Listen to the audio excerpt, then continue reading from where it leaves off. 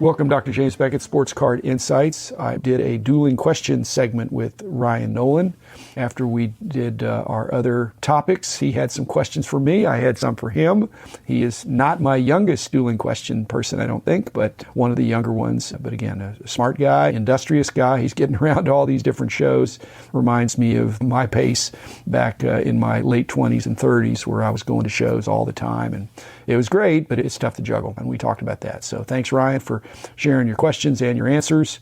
And thanks sponsors, Topps, Panini and Upper Deck, Heritage Auctions, Huggins Scott Auctions, Mike Stadium Sports Cards, Burbank Sports Cards, ComC.com, and Beckett Media, Beckett Grading, Beckett Authentication. So here's our dueling questions. What card has taken you the longest to find?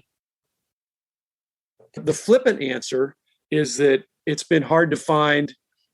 I had a 54 Wilson Wieners Ted Williams. It's a really beautiful card, kind of white border, tough kind of condition rarity, tough hot dog card set anyway. And I lost it for 20 years. And I couldn't find it. And I just found it a couple of years ago. But the price of it was $0 because I already owned it and I lost it for maybe 30 years. I knew I had it. Somebody asked me about it. I couldn't find it. And it had been misfiled in some other box where it shouldn't be. And I found it. And it was something that made my day. But I think it's important to always have a quest. And my quest, I'm never bored at a card show. I'm going to see different things and at the National especially.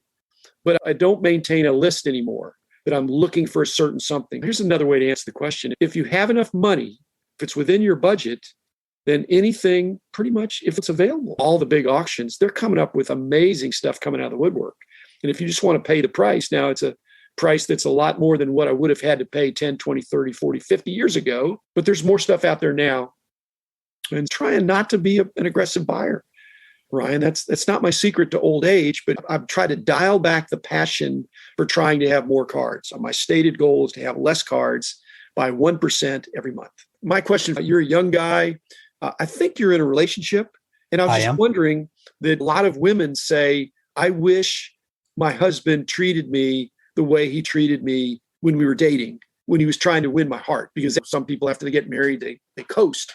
And then they go to a lot of card shows. You're already going to a lot of card shows. So any relationship tips, how you can juggle work, hobby, and a relationship that you'd like to share? Because sometimes being younger is better. So what have you learned? Yeah, so I'm not married, but I have a very supportive girlfriend. And she pretty much knew up front that I work on a lot of different things, especially like the card shows. And she really supports that passion. Eventually, I wanted her to travel with me to a lot of the shows. So that way, after a show, we can see the city or see a different area as well. Because that's part of the card shows, at least for me traveling, is not only to experience the show itself, but experience what else is around it. And for example, a few weeks ago, I went to Arizona. They had something called Innings Festival there, which is a rock and roll festival. And so I went to the card show. I grabbed some great Mexican food in Arizona. And then I went to the Innings Festival and saw some bands like the Foo Fighters, Tame Impala, and then Billy Strings play. And I turned it into an experience rather than just flying out to look at cardboard. So while I was at the card show, she ended up sleeping at the hotel because she was tired from the flight. And it worked out because when she was done with her nap, I was done with the show and we hanged out weekend. So try to find someone that, if you're going to all the card shows, like enjoys the travel experience, but also someone that actually supports your goals. If your girlfriend or someone that you're going after relationship wise doesn't see eye to eye, maybe they aren't the person for you. Find someone that supports you along the way, no matter what hobby you're in.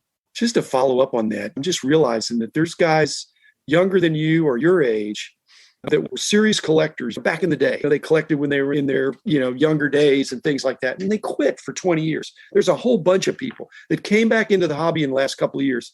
Can you imagine being the spouse that all of a sudden he said, hey, I rediscovered my childhood hobby. I'm gone for the weekend to Dallas. That would be a splash of ice water on a lot of relationships that you're having an affair with your hobby. That it takes away your weekends and your date nights and things like that. I was going to say, it's funny because it's what happened with my dad, though. He quit the hobby for a bit after he sold his shop. And then when I was born, he brought me to all the different shows. Maybe if you're a dad out there, maybe start taking your kids to card shows and build up over cardboard. And the mom would like that. Okay, good save there. Okay, your question. Yeah. So what has changed the most since you started collecting?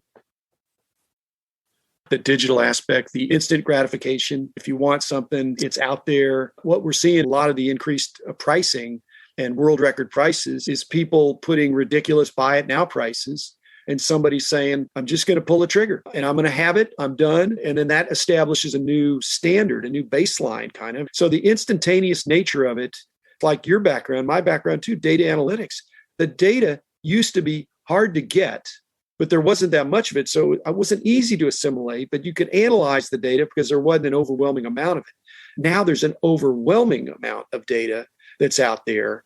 And if you crunch it with computing power, which you certainly should use, but don't understand what the data is behind it, that there can be outliers and things like that, then it puts it in a different frame than it was when I got started.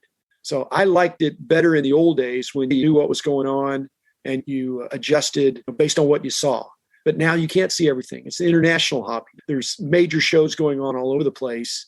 And eBay is not the only game in town. It's probably the biggest game, but there's so many places that my price guide buddies have to track. And the card ladder guys, market movers, they're scraping all that data. They're cleaning it up. That's a lot of work. Okay. It's work that wasn't even available, didn't even exist more than 25 years ago. But still, I welcome the progress. I'm a beneficiary of that because I think more data is better. And eventually it gives people confidence that this is a big hobby. You can look at the history and you can look at the recent histories. And back when you were collecting data, did you send people to card shows and they would, ask dealers, or how did that end up? Everything. We had people on the phone to the dealers. We had lots of people sending in surveys. We had somebody on the road every weekend, West Coast, Midwest, East Coast, every Toronto Expo, every big Chicago Sun Times. Actually, Florida was not that big at the time for shows, but we had tons of shops and dealers that regional correspondence and things like that. We did all the stuff that was available at the time, Brian. And now the data comes to you. You don't have to go out and find it. What we went out, not just to find it, but to verify it. You'd have somebody telling you that they sold a card for $100 and they'd tell you that, but then somebody was at the show and they saw the card there for $100 at the end of the show. It was not sold. We learned there's levels of trust. We learned who to trust more. I'm making an assumption here, but some people on the East Coast and West Coast might have completely different prices on what they're selling. Were you able to look at things like, okay, I know this East Coast dealers usually sell about 80% of what something's worth, or someone on the West Coast something 120% worth. Were you able to standardize it and create something based around that? The magazines having a price range was an attempt to, instead of giving just one price, you avoid some of that. But there were regional premiums, which you're able to see that there are not as many of those now if you're going around to shows all over the country, that Braves sell for more in Atlanta. But in the old days, they sold for a lot more. You would probably discount kind of a hometown effect back in the day because that wasn't the national market. But people in Atlanta knew that they were going to have to pay a little bit more for, maybe not for the Falcons, but for the Braves. Like in Dallas, they'd pay more for the Cowboys. So there was some attempt to make it national prices. That's why we had analysts at both coasts. I'd like to say, Ryan, that the bigger shows had higher prices, but sometimes they had lower prices because there was more competition. So it was just making sure that we were seeing the big dealers, the smaller dealers, the big shops, the smaller shops, and trying to put it all together. This is the range that this card trades in. And if we were perceived as too low one month, then the next month it probably went up. And we would detect that. We'd have people telling us you're too low. But they couldn't just tell us. We'd have to see it.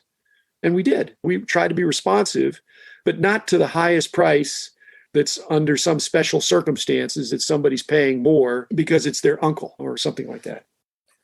Okay, my question. You're at a show and you're a young guy and you have a good reputation and somebody walks up to you and says, they sent me to you because they said you were an honest guy. I've got $1 million vintage card collection and I want to sell it. So I think you're impartial and you're young. What would you tell this person who's your dad's age and he's got a collection, all these 50 sets, nice condition, some of them already graded, knows what they're worth, $1 million. What do you tell them? What do you advise them? Do you direct them some way? Or do you say, let me talk to my bank, I'll get right back with you?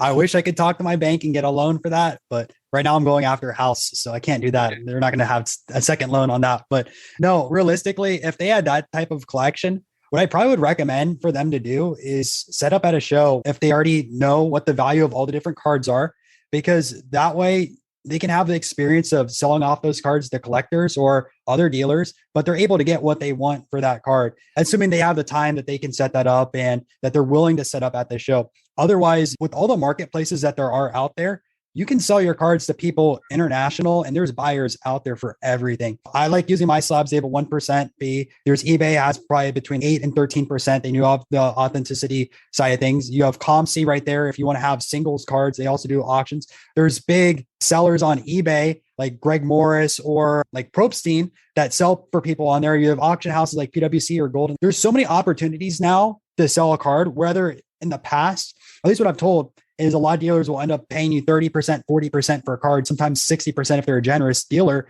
But nowadays, those are gone. Like dealers are now paying at least 60, 70% on cards because they realize you have so many opportunities to sell cards wherever you want. But I'd recommend if you have that type of inventory and you want to liquidate it all, set up at a show, experience it with someone else that's going to be purchasing your cards. Plus, you can get what you ask for it.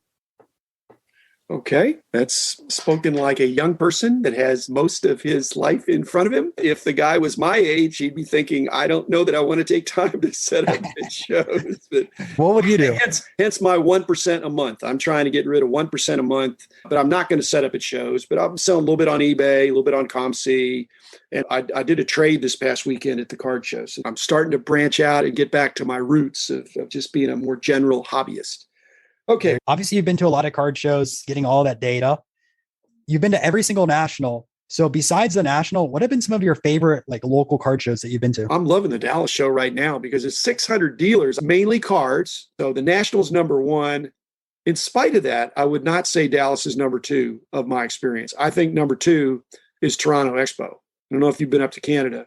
I really want to, but with all the COVID stuff going on, I just don't want to get stuck at the border. I think that's a problem. And I've had custom situations going across the border, even though I was a publisher, and I've talked about that. But that's so much fun because it's a different element. And the Canadian people are really nice. A lot of great people up there. But Dallas is hard to beat right now. It's making me not go to other shows. I used to go up to Chicago. I used to go to New York. I just had some fabulous experiences of shows. But this Dallas show is pretty hard to beat with 5 or 6 a year, with 600 tables, with some out-of-towners and stuff like that. I went to all the big shows back in the day. There's a nucleus of really strong and nice guy, for the most part, collectors in each town. Certainly in the 70s, it was like that. There'd be the local collectors.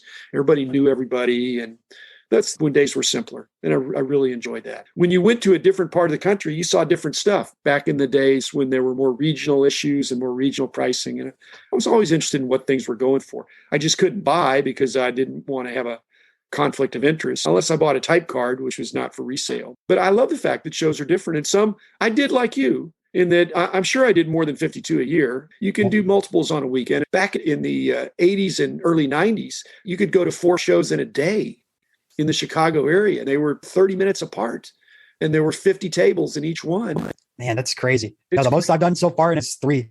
I had to drive from Orlando all the way to the east of Florida, back to the West Coast in Florida. And I lucked out. I made the last show in an hour. Well, Florida's a bigger state than most people think, but you're right. Yeah. Thanks, Ryan Nolan. Thanks, everybody. Be back again tomorrow with another episode. The man